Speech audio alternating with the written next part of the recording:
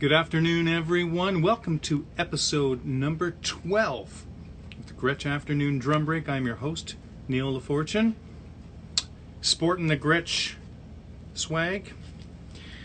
I hope everybody is doing well. It is smoking hot outside here in central Ontario, 90 minutes north of Toronto. It is full-blown summer. The pool is amazingly hot. It's incredible. And you know what? Today, this guest I am going to introduce to you shortly is going to blow your mind with his journey. Started playing drums at age 5.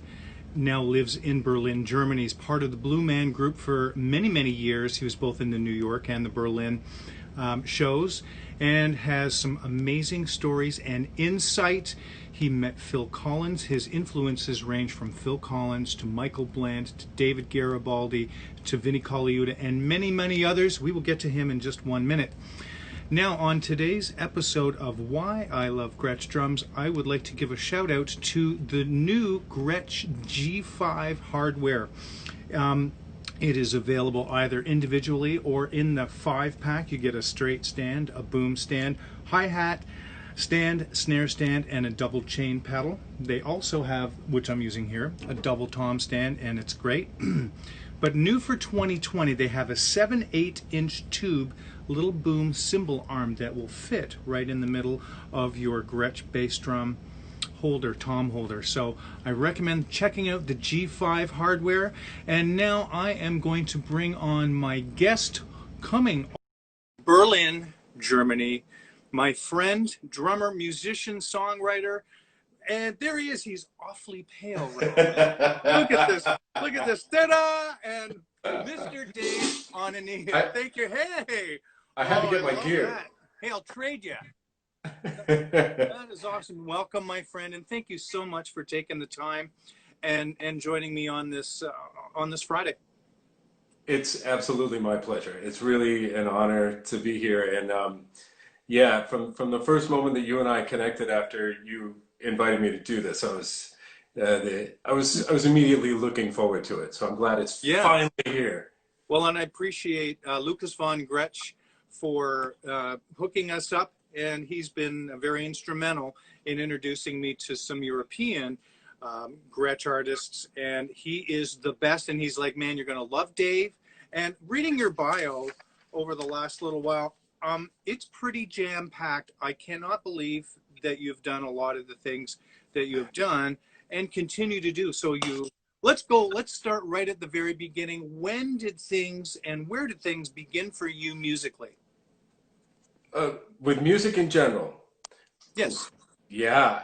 When I was really young, I was very lucky that I was born into a family where there were a number of entertainers, I guess. Okay. Like even my father was an actor who was brought up through vaudeville back in the day and ended up doing a lot of Broadway musical productions throughout the 60s and 70s.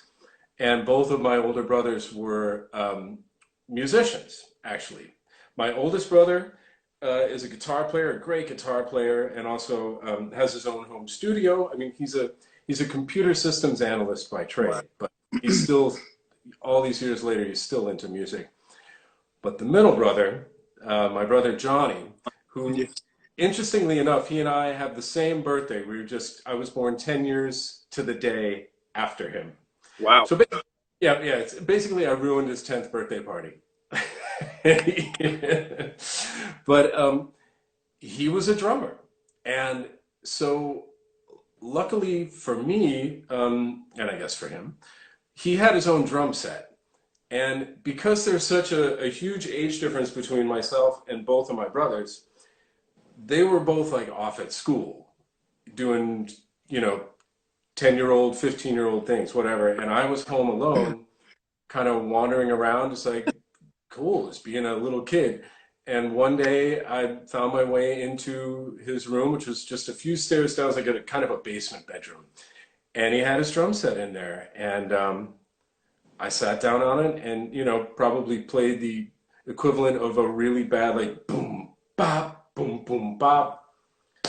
And that was the beginning of it all. So, and you were and that was like 5 years old or so? You were 5?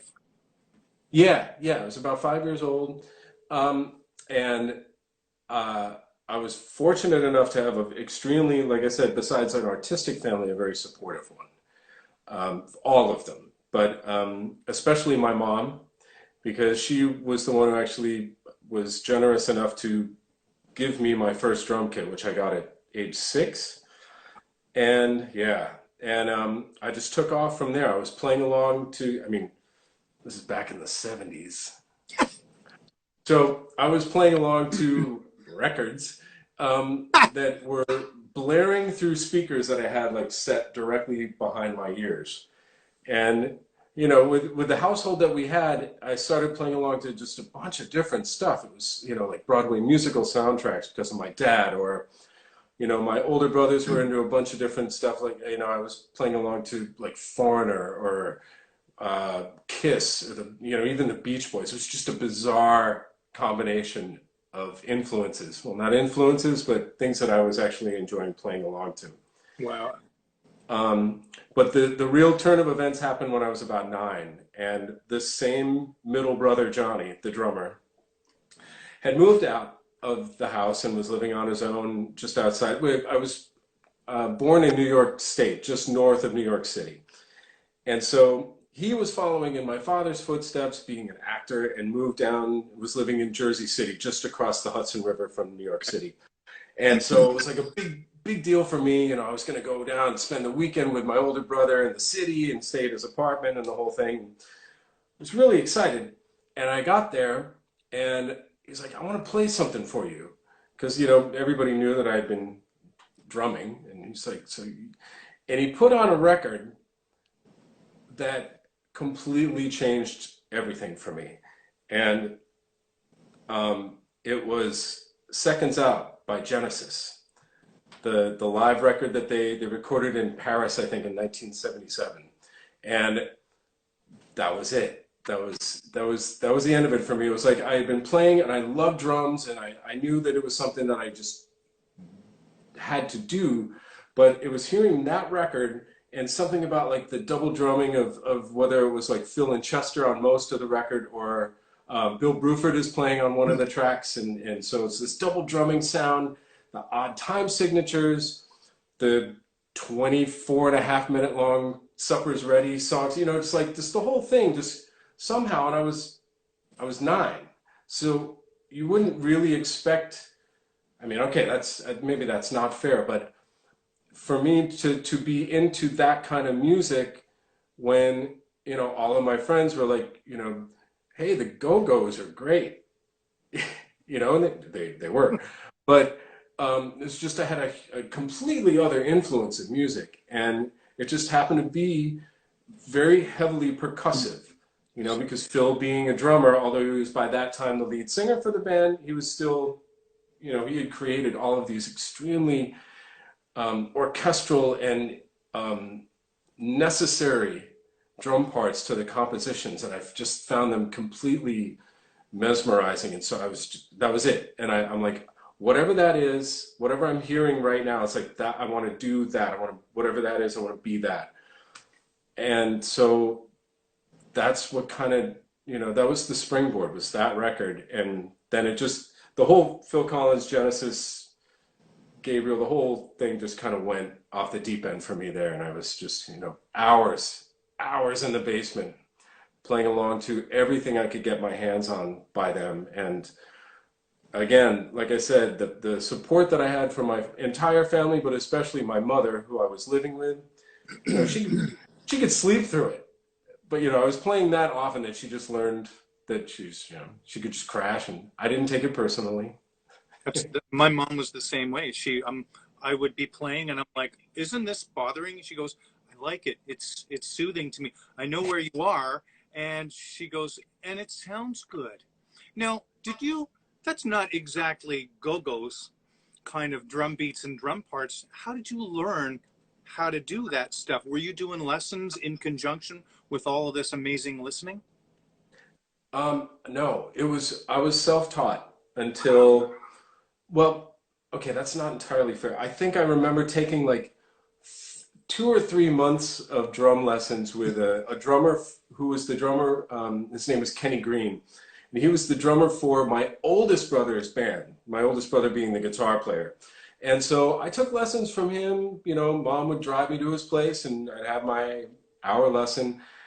And I was just already, this sounds really strange, but I was already playing music that was far beyond the initial rudimental Sure. practicing and drumming, even though it was super necessary. You know, I was like 10, 11 years old and I wasn't having it. You know, I'm sorry, Kenny, if you're watching, but It didn't grab you, right? Like the music grabbed you. Some people start on the drums and some people start with music being the foundation. yeah, and so I spent a long time learning by ear, which I'm really grateful for that ability because I think it's extremely helpful and it makes you super aware of what's going on around you when you're playing in obviously an ensemble situation, whether it's a multi-drummer situation or a orchestra, percussion ensemble, wind ensemble, rock band, whatever. It's like you're using your ears because it's really being in a band it's a support system. Everybody has their part to play, and then you allow other people to have space when needed or when appropriate. And also, I mean, I guess we'll probably talk about the jazz influence later because it's very highly connected to Sure. what the democracy of jazz music is as a player. But for me, that was how I learned music. I would play along to it, I'd memorize it, and I loved it so much that it just didn't register to me like how many hours a day I was putting in to do this. And I mean, when I got into middle school, well, okay, grade school and then middle school and then high school, I was playing in the bands. Okay. And so then I was like the school band. So then I was reading music and I understood basic rhythms, quarter notes, eighth notes, 16th notes, half notes, all that stuff. But um, I just had no time for mallet percussion, like glockenspiel, marimba, xylophone, whatever. Like the notes were so small, and I was like I had to try to hit the right ones, and I was like I missed enough where I was just like I don't want to do that, and I'm sorry everybody because that was horrible, you know. But I had a forte, and I really that was my passion was drum set, and kind of So, went from there. and what happened after that? Were you playing with people outside of school? Did you progress into playing bands? And if you did, what were you playing?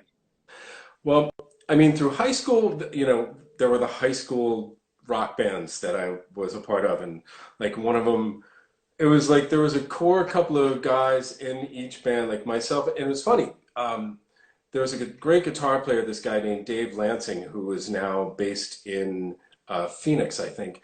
And he and I are still friends on Facebook. I mean, I'm friends with all of these bandmates, but we're actually working on a track together right now we're gonna release soon. But so we had a band, and it was like by that point I was living in Oshkosh, Wisconsin, Wow. with my mom. So it was a bit of a shift here, and so we had a band like Fox Rocks with two X's on all the, you know, the whole thing, and we were playing, you know, White Awesome. Snake and Faster Pussycat and Boston and whatever, and I was, you know, so we were doing that, but you know, we were playing in the parking lots for these festivals, and we made no money. It was that kind of a thing.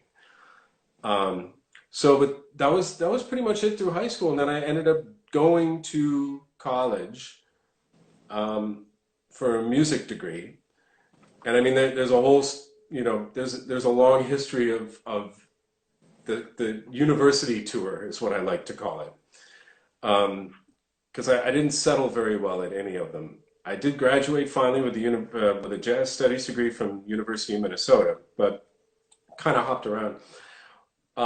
But as far as like my first professional gig, it was playing at an amusement park outside of Minneapolis, Minnesota, called Valley Fair.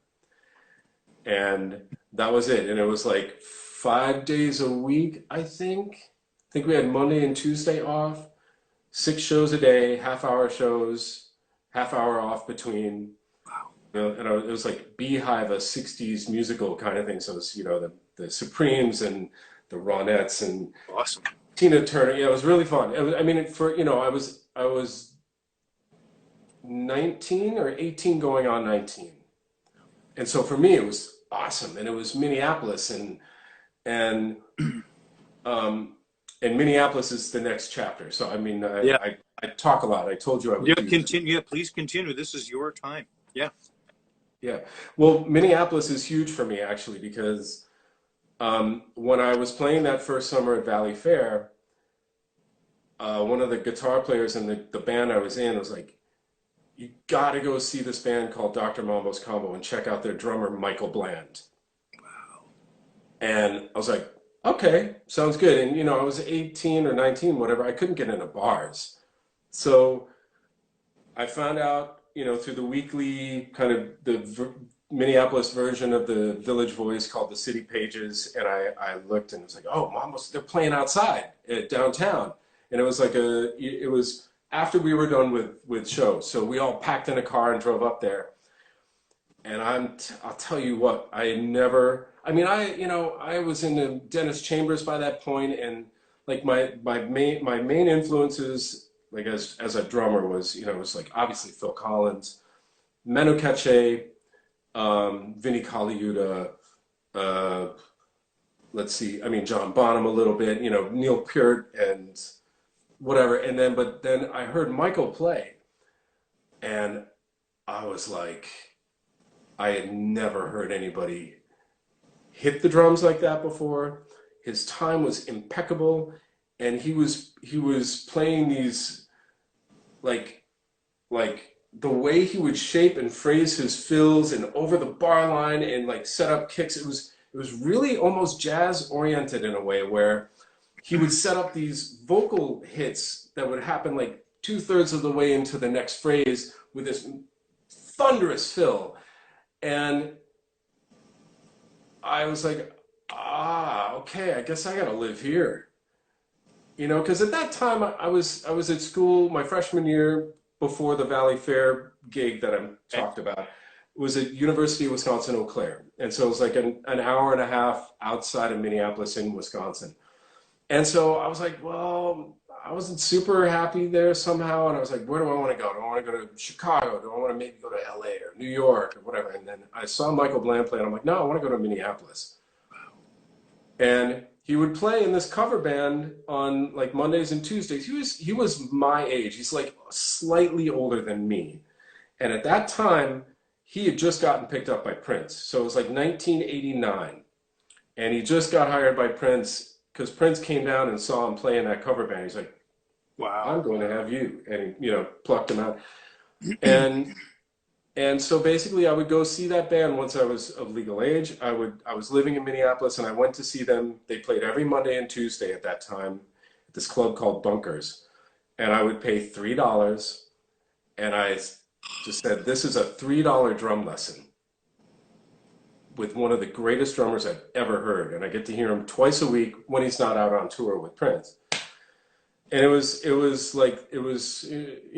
he and Phil are my two main drum set influences. And Michael actually, interestingly enough, Michael also played Gretsch for a while, which is cool. I remember that. I was like, oh, he's playing Gretsch. I'm like, yeah, that's cool. Wow. Now, did you become friends with Michael? What's that? Did you become friends with Michael? I got to know him off and on because I'd go up to him, on a set break and be like, what are you thinking? What are you doing? He's like, I don't know. I'm just doing it. And I'm like, yeah, that's awesome. It's amazing. But then I ended up playing in a band with the bass player from that cover band. This guy was named Doug Nelson. He passed away, sadly, still back in the 90s still. But he and I were friends, and we played in this really cool kind of jazz fusion quintet with a singer. The singer's name was Cynthia Johnson, and she's actually the woman who sang Funky Town. Oh, okay. The female vocalist Yeah. from Funky Town. Wow. And so she was the singer, Doug was the bass player, and I was on kit, and Doug loved what I was doing. And at that time, Michael was playing a lot with Prince, and they had a sub who was subbing for him, but Doug was like, you gotta come down and sit in, and so through Doug, I got referred to come and sit in with the band, and actually like uh, they gave me a gig. It wasn't just like, come on and sit in. It was like, yeah, we have this gig at this club, and you want to do it? I was like, yeah, you Wow. know. And I think I was like 23 at that time. By that time I was at the University of Minnesota and going for the jazz studies degree and the whole thing. So it was an incredible like year when that transition happened from playing with Cynthia and Doug in that band, and then starting to play with Dr. Momo's combo as Michael's sub was like, I would go down there and watch these guys just kill it week after week after week. Luckily, because of that, I was pretty familiar with a lot of the arrangements. And Yes. also, I knew what they were used to, what they would expect from someone who was playing kit with the band. And so, it took me a little while to kind of just really, whatever, but to finally settle into the role. But I got my butt kicked gladly by them. That's when you grow the most. When you get your butt kicked, that's when you grow and that's when you get better. Now, did you consciously try and steal some of Michael's drum parts or his ideas or anything like that so that they were comfortable with you as the sub? I stole all of them. Good man. And I Uh, don't, you'll have to ask them if it was, if it was, how would I say, legit. I okay. mean, like I knew what they were used to, like these kicks and the hits and and so I, I think I played, I have a slightly more of a jazz approach to it, although it was like, it was funk. It was hard. It was aggressive funk. Like they were playing all covers, but they were just like throwing him into a meat grinder somehow. It was unbelievable, man. Well, now But when did Gretsch drums come into your life? Were you playing Gretsch drums at this point? yeah, the first kit I ever got, that first Gretsch kit, because on the back of the Seconds Out record, this Genesis record, it said Phil Collins, and at that time it was like Premier and Gretsch drums. And I was like, oh, cool. And somehow I was like, it was almost like I didn't even read the word premiere. I don't know why, but it was like, and then of course, although the sound is heavily processed, the face hugger in the air tonight, Peter Gabriel intruder drum sound, like Hmm. I associated with Gretsch and these concert toms. I mean, that's us, that's his sound. And so for me, I was like, that was the inspiration to go Gretsch. And so, when I was in high school, again, thank you, Mom. I had this gorgeous cherry red rosewood lacquer concert tom kit, 8, 10, 8, 10, 12, 15 rack, obviously, and then the 16, 18 Wow. hanging. Oh yeah, it was Phil's kit exactly, except that I didn't know enough about actual like drum dimensions. So the 8 inch that I got, I think Phil's was a kind of a shallow 8 inch. It was like 8 Five, by, I don't know, five. 7 or 6 or something. But so mine was like 8 by 8, so it didn't look exactly the same, but it was beautiful. And a good friend of mine in high school, this guy named Mark Moore, would, would he was kind of my roadie. Like, they would ask me to play at the pep assemblies at school and, or whatever. And if I needed to bring my drums somewhere, he would always help me. And his car was a hearse. So it everything fit. It was just a Right. little morbid somehow, but it got me from A to B. And yeah, but so I had this beautiful Gretsch kit. And when I was in college, I was like, I can't carry this around all the time, and I felt really bad about it. But so I actually traded it in for a four-piece with an 18-inch Oh, kick and yep. 12 and 14-inch toms, and it was fantastic. And I had that throughout my time in Minneapolis, it wasn't the only kit I had, but it was the most beautiful one. That's for sure. What finish was that four-piece? The same. It was The the same. Good. Yeah, it's that same deep red, but with the wood finish, the lacquer finish was gorgeous. Really Isn't beautiful. that was to me, and it's one of my all-time favorite colors and finishes in the Gretsch catalog. My friend John Pascos has the most gorgeous rosewood kit, and I unfortunately sold a rosewood kit to another friend who usually tunes in on Fridays, and he still owns it today with the 20 by 16 bass drum. That's one of my favorites. But your drum kit now that you have that I've seen on, let's Well, I tell you, snare I drum. can, if you want, I can lift this baby up. I Yeah. have it. Forgive me, I have it muffled because I do like living in my apartment and I don't want to get evicted. Yeah. But this is it. It's hard to see it with the lighting, but it's the satin purple finish. God, that's beautiful. And you can kind of get a, I'll try to tilt there. It's a little bit better. I think you can see it a little bit better. That's beautiful. That's Yeah. a 13 by 7? What's that? Yeah, this is a 13 by 7. And the rest of the kit, I called it the mothership. Yes. And I was very, very graciously awarded this kit from Gretsch this back in 2017 was when I started as a Gretsch endorser.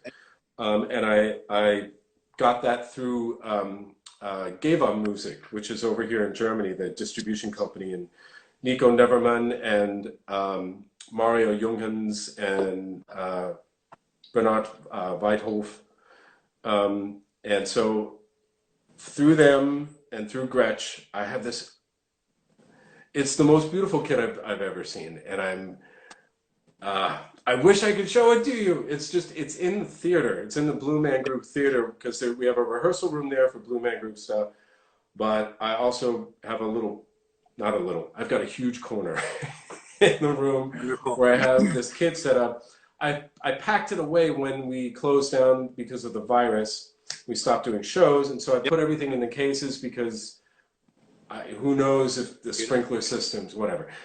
But it's gorgeous, and it's 8, 10, 12, 13 rack, and 14 and 16 floor toms.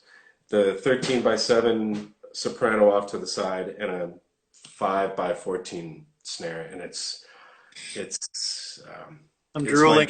it's the floor level. And it's my dream kit. I mean, I went for I didn't go for concert toms this time, but it was unbelievable. Like when I went to do the unboxing, and the Geva headquarters in Germany, it's I think it's about a 4.5, 5 hour drive, and I drove down there, and they filmed the unboxing thing. So like the moment that I take the first drum, I took the 8-inch out first because it's easy, and I held it up and I saw the color for the first time, and I was like, oh, this is just. I felt so fortunate to really this is like a dream moment for me, not only as a drummer getting an unbelievable kit of Gretsch drums, but the fact that it was as an endorser. It's like that's like been a dream of mine since I knew what being an endorser was. And right out of the box, I hit that 8-inch drum and it was singing, and I was like, oh. Yeah, it was one of the greatest moments of my adult life. I'm not kidding at all. I bet. Can you tell us about meeting Phil Collins? I sure can. I want to know. Yeah, I mean, talk about a surreal moment in a career, and like something I would have never in a million years expected would have happened. I mean, it would have been great, and like I would have been like, if I was able to have been, hey, we need a tour drummer for Genesis, I would have been like, okay, cool. But I never would have expected it, and I was playing in Blue Man Group in New York. I left Minneapolis in 2000 after I was playing in a great funk band there called Greasy Meal with a Z, with some of the guys from Prince's band, Tommy Barbarella on keys, and John Fields is a producer and guitar player who did the Jonas Brothers records, and Backstreet Boys and Pink. It was just an unbelievable group of musicians and me. And when I left, it was bittersweet, but I left because I had gotten this gig with Blue Man Group. And I was like, the band had been on hiatus and we split up, and I was like, well, okay, then here I go. And I moved back to New York and joined Blue Man Group. And a few years later, that was like the fall of 2000 when I did that. And so March of 2004, I think, man, yes. I had found out that I was going to move to Berlin to open the Berlin show in April of 2004. So I had like my last month in New York. And the last week of February, my marketing director, the marketing and PR director for the theater, the Astor Place Theater, came up to me and was like, "Do you know who's watching the show next Wednesday?" No. I'm like, no. Don't tell me. And she's like, Phil Collins. I was like, what? And so we had in the theater. It's if anybody's ever seen the New York show who's paying attention right now, it's kind of down a few stairs from the street level, and it's underground, and it's kind of like these tubes inside. It was really just like underground, like punk, dirty, kind of whatever. And the backstage is even farther, it's underground. And so it was just kind of murky back there and whatever, but it had like this character of what Blue Man Group was, which is like this punk tribal underground sort of thing. And we had this whiteboard with the schedule on the wall. And the first, I took off and I ran down the hall and I looked at the schedule and I looked at that Wednesday and I was in the schedule for both shows. And I'm like, thank you. Because if it wasn't me, who would be like, because I was a sub drummer at that time. There was a full-time drummer, great player named Josh Matthews, and then the other sub, this great player named Clem Waldman, and myself. And so Josh would have to play 5 shows a week. Clem and I would play 3 shows a week. So it wasn't guaranteed who would play when. It was just the schedule was made, whatever. And I'm like, if I'm not on that schedule, who's going to want to switch out of the show with Phil Collins in the audience so that I can play it? And I'm like, nobody. And so I got there and I looked and I was just like, oh. And then I started freaking out. Yeah. But it was unbelievable. Like, with the show, the band is above the stage, and we're in it's called the band loft, and there's like a screen that is the band loft is enclosed, and so you can't really see through it from the audience side, but we're so close to it that we can see through it and see the audience. And so I went up getting ready for the down show, and I looked out. Sure enough, there's Phil Collins. And David Crosby was in the balcony. He was watching the show that night too. So I was like, yeah, that's cool. No pressure. So, yeah, 2 for 1. And so I'm like, okay, so I'm about to play the instrument that the guy out there in row 8 inspired me to play as a professional, and he's in the audience. And I was like, this is just the most amazing, bizarre moment ever. And to this day, like, I've been really, really, really fortunate to have done some incredible gigs mostly with Blue Man Group, but also with Greasy Meal and this great singer-songwriter from Minneapolis, Shannon Curfman. And, I've been very fortunate. But that's the moment. That's my favorite moment in my career, was like playing the show for him in the audience. And I quoted a couple of Genesis fills during the show, only because it fits aesthetically with the Blue Man Group aesthetic. It's like a lot of toms, very tribal, so kind of slipped a couple under the rug. And then we always do a meet and greet after the show, where we go out in the audience and they come through and they can take pictures with the band and Blue Man. And, everybody came through, and I knew Phil hadn't come through yet. And so, we all waited, and he came out, and I talked to him for like 10, 15 minutes, and he was super, super kind. And I was really, somehow I had it together. You know, I mean, the show was great. I felt good about the show. I was nervous, but it just felt like it was solid. And then when I got the chance to meet him, it was like one of those moments where I was just like, this is awesome, and I'm totally supposed to be meeting him. And I wasn't like, what kind of sticks do you use? You know, it was like I legitimately expressed my gratitude for who he was, and I told him, I'm like, listen, you really have to know this, that there's no BS here. You are the reason why I'm playing this show tonight, and I want to thank you for that. And I told him about Seconds Out and and just how much of an inspiration he was to me. And he thanked me and he gave me a huge hug and we talked for a while. And I'm like, listen, I know you have Chester, but here's my card. If you'd ever need a second drummer for what, just, it would be an honor. It'd be a dream come true. And he wrote me, he emailed me like less than 2 days later, and he thanked me for the show. He said it was great, fantastic. And, said, I told him I was moving to Berlin, and he said to keep in touch. We're playing there that summer. And it was his first final farewell tour, 2004. So, Yep. Yep. But that was it. And it was perfect. It was perfect. That is unbelievable. We have a comment back here. Somebody says, Nova Cascade, waiting patiently for the Genesis, my CD keeps skipping story. Does that mean anything to you? Yeah. The and then there were three story.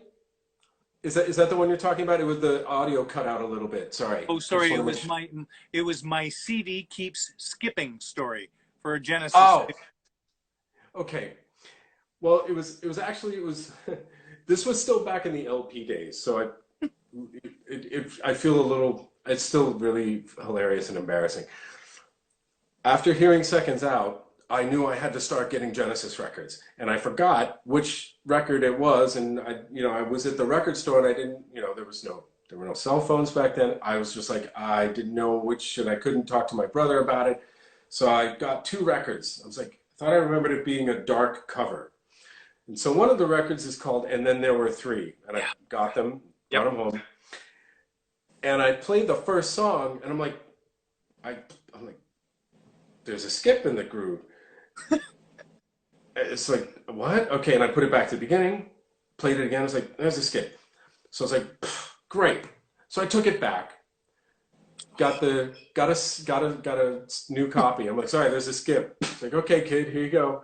Brought it home, skip. I'm like, oh, you gotta be kidding. Took the record, brought it back to the same record store, and I'm like, this is the second one that's skipping. And he's like, well, here, let's try it on our record player. And he put it on, and I was like, it's skipping again. And it then dawned on me that it was the odd time signature and how the odd time signature was phrased. That was the skip. That is crazy. What time signature was that? Do you know? Do you remember? Oh man, it's a.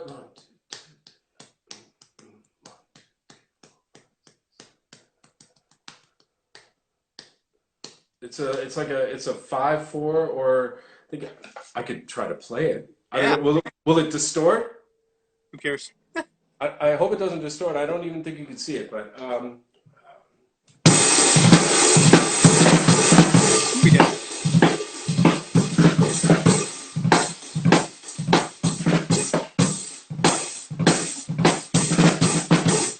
So you can imagine that I'm just kind of like, what? It's like, who's dancing to this? Nobody. And but that was it. That's and then finally I was like, sorry guys, you can give me one of the old ones back if it's not shrink wrapped again. So that was it. But yeah. So but the funny thing is like I was already exposed to odd time signatures, but there was something so angular about that specific groove. It just sounded like it was just a broken record. When did you start singing and composing music of your own? Yeah, in high school. Like I was singing in choirs in high school, and I had a keyboard at home and a guitar, and so I was just kind of messing around. And the first song I ever fully wrote was a song that we performed at my senior graduation called like "Leaving Now." I think. You know, it's one of those. I was 18, 17. And I was like, oh, it's kind of nice. I wish there was a recording of it. I'd like to hear that now. But so that was technically when it started, but I really I started messing around more with songwriting when I was in Greasy Meal because Hmm. we were doing original material. And so I was trying to, involve myself in the co-writing of that stuff. But really, when it started to take off was after I moved to Berlin for Blue Man Group. So that was, 2000, I mean, late 2005, 2006. I Wow. really started like with GarageBand had come out Yep. on Macintoshes.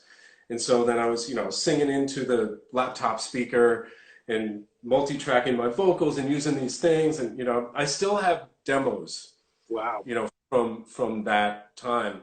And one of the demos, it ended up being Reinvent the Feel, which is the Yes. title of my debut CD and the, track 3 or 4 on the record. So it even then I was like, that's one of the songs that became one of the originals on my debut And, CD. and that's from 2018, the debut. Yeah. And where can we get that? Where can we find that music? Where can we buy it? I'll post some links later on, Yeah. but where can we get it?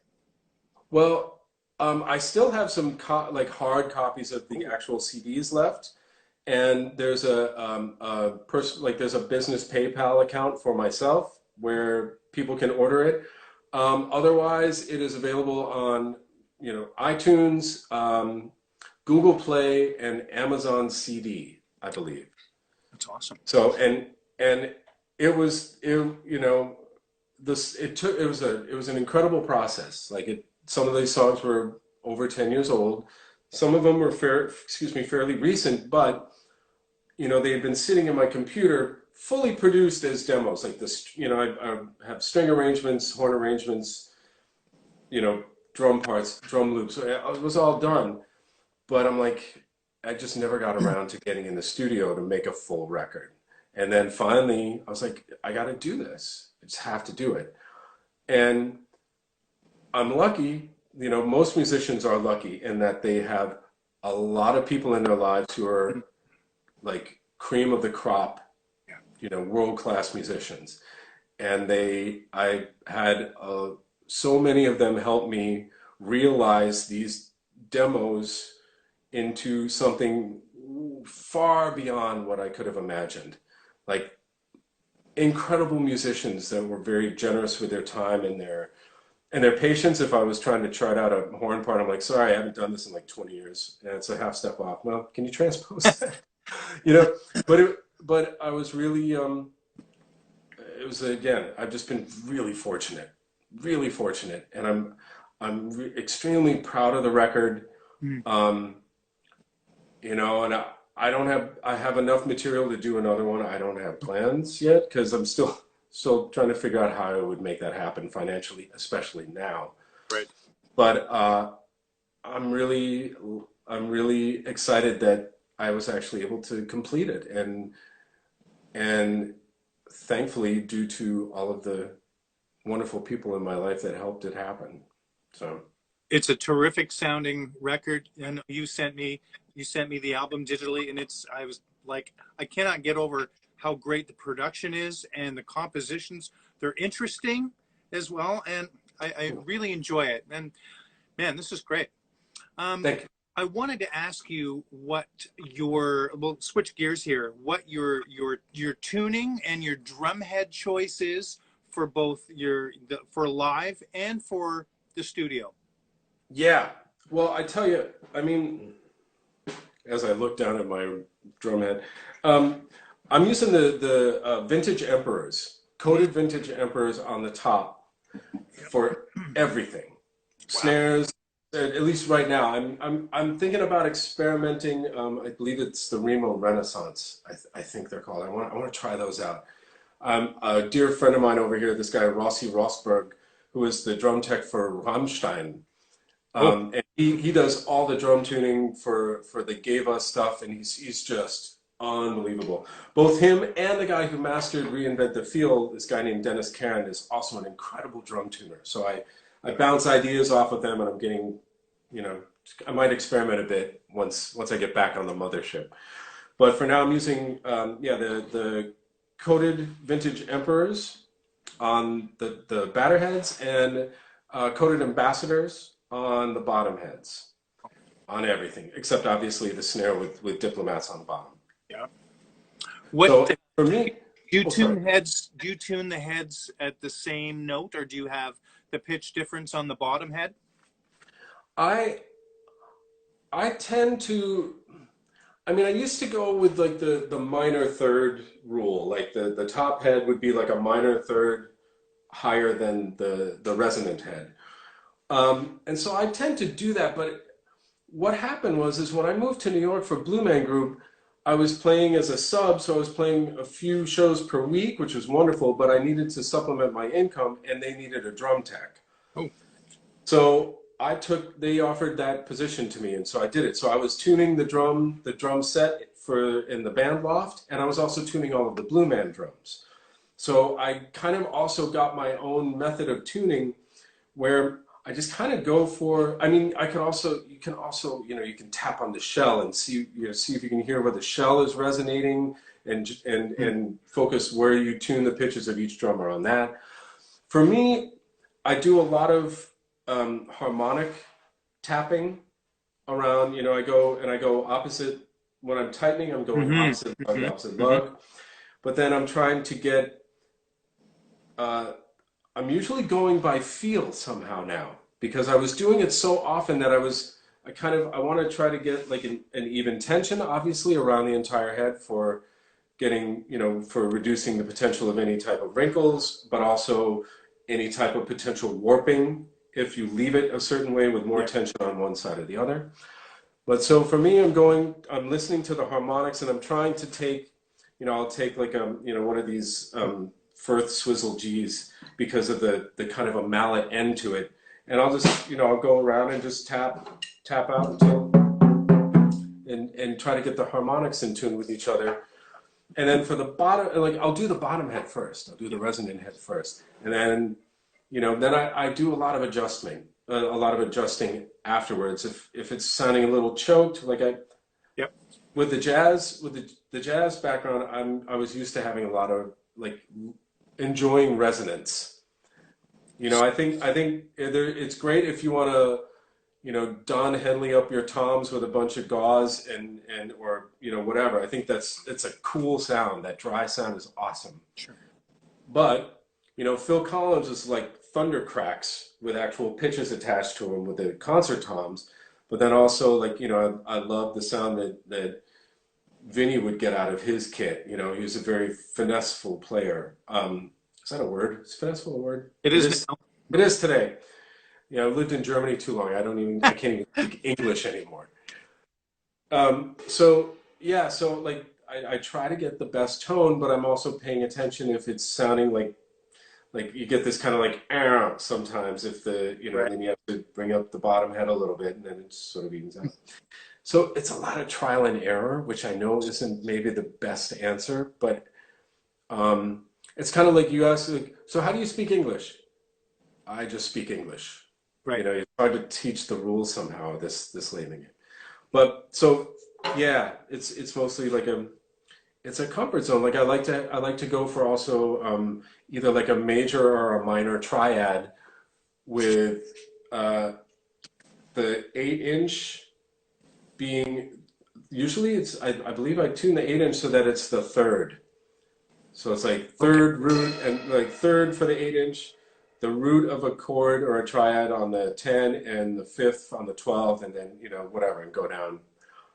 So it depends on if I'm in the studio and I'm recording a song in a certain key, then I'm going to want to tune the toms and even the snare to either something that is within the key that won't clash, especially with a bass note. If you can at all make that happen, that's key. Yes. I find that the Gretsch drums are very versatile.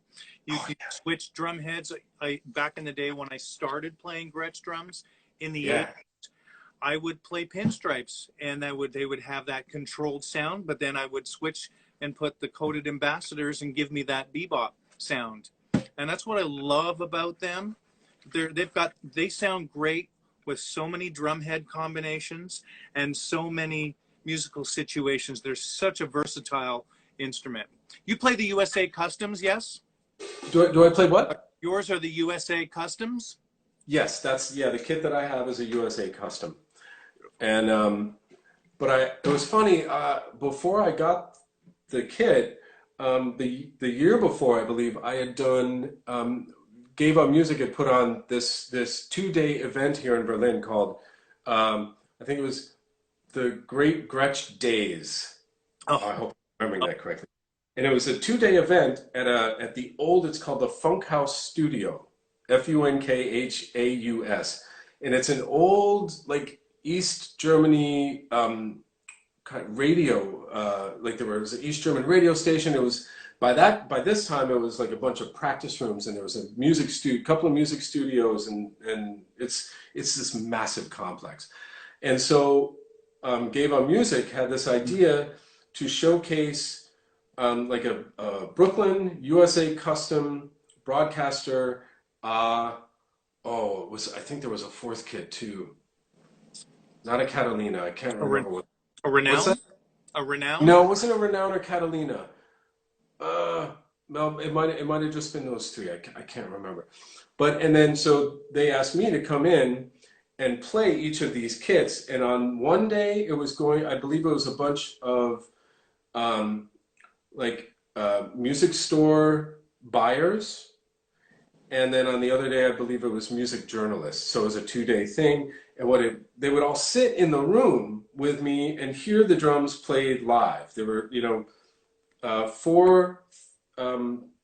four-piece kits, all tuned pretty much identically, but different wood, different type, But then also simultaneously, they were recording the drums. So then the people listening in the room would then go into the control room and hear how they sound recorded. It's brilliant, brilliant idea. And that's the thing. Like I had these 4 kids, and they're all versatile. Like you could use them in any style, all of them. I found that there were certain drums, like I really loved the Brooklyn kick, and I felt like it had a good punch to it. So maybe I would lean more towards playing that for rock, but there's no golden rule with them.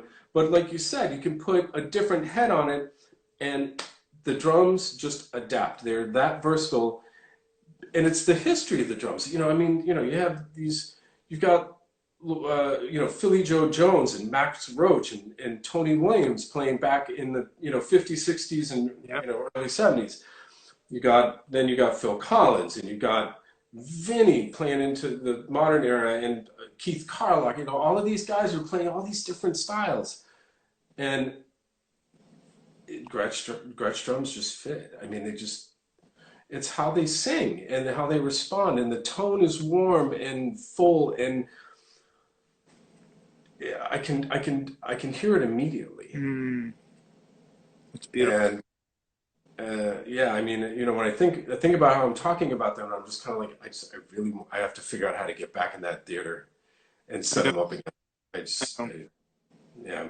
Yeah, we all miss it. Let me tell you, ours is such a tactile instrument that you need to play now. And if you're in your apartment and you can't play the mothership, that's got to be a tough go, Yeah, it's tough. I mean, I've got kick, snare, broken crash cymbal hats, and a ride cymbal, and like some weird hand drum that I put on a snare drum stand and put tape on it because I broke it.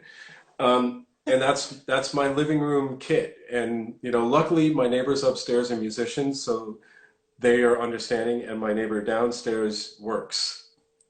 so I can pack some playing in during the day, but it's drumming, like you said, it's tactile, and it's an environment. It's kind of a home. It's your home, and especially I'm used to the 8 inches here, 10, 12, 13, 4, 4. And it's motion. And one of the most important things I learned when I was taking lessons in college, and this was at a different university in Wisconsin, the University of Wisconsin Stevens Point, was how important the ergonomics are with with drumming, the fluidity of your motion and how you set your kit up and make sure you're comfortable and that everything's, and the physicality of drumming in general. Like, I had a herniated disc a few years ago, and it was the worst pain I've ever experienced in my life because I wasn't paying attention to the physicality of drumming. I was kind of hunched over a little bit, and finally my body was just like, yeah, you're going to lie down for 5 months. I was like, oh, thanks, it's painful. But so it's all important and it's all kind of intertwined. And like you said, it's like when I sit back down at this thing, I'm gonna be like, whoa, it'll feel just like, this massive beast. I know. But I'll figure it out. I think, I need to, I'm sure I can gain access to go into the theater. Sure. I just have to set it up and make sure that everybody's safe and careful and Yeah. start hitting again. We have under 5 minutes. What Okay. advice would you give to a young drummer who wants to be a professional drummer? What would you tell them, somebody coming up? Do it. And I know that's really funny, but you're going to get a lot of information from a ton of people who are not you. They're other human beings with completely different life experiences. So I say that because I had people come up and tell me, I had been drumming for years, and so it's what I wanted to do. And I was like, when I got to college, there were folks who were just like, why don't you get an education degree so you have something to fall back on, like a music education degree? And there's nothing wrong with that at all. Yep. And I love teaching, and maybe one day that's going to be what I do. Who knows? But I never took like these outside variables, not that I didn't take them seriously, but I didn't allow them to interfere with what I loved and wanted to do.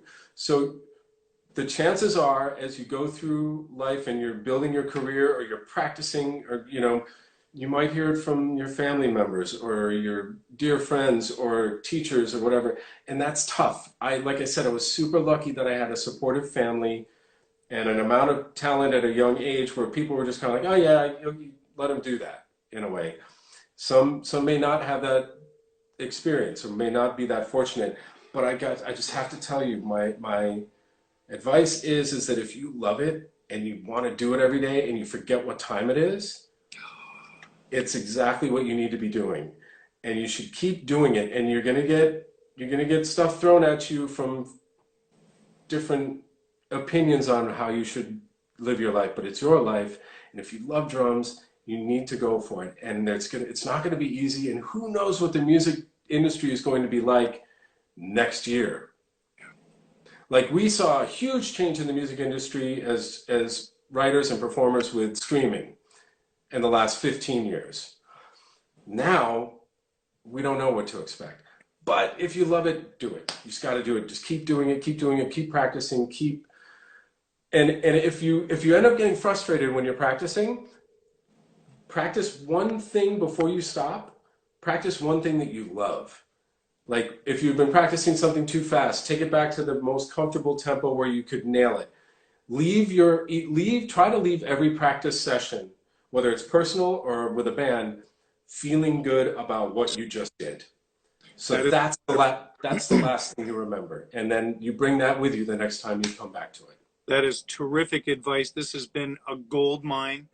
Thank you so much for your time. Where can people find you on the web? We have a minute and 10. Okay. Where can people find you? Okay, I don't know if you'll post it, but my Instagram is Anania_official.